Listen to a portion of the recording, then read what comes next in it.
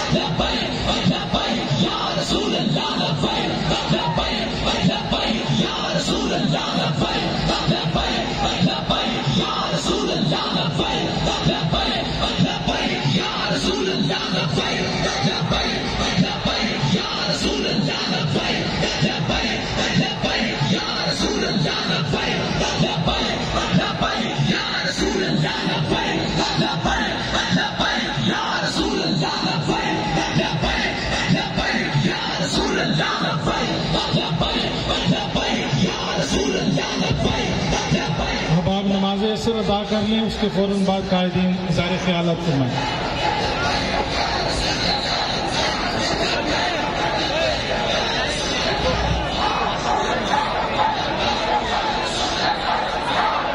अभी नमाज असर अदा करेंगे, उसके फौरन बाद कायदीन इज़हार ख्याल फरमाएंगे।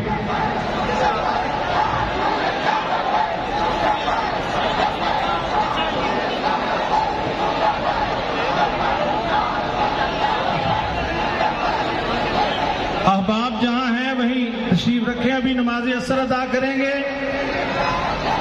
और नमाज असर अदा करने के फौरन बाद कायदीन इज़हार ख्याल फरमाएंगे।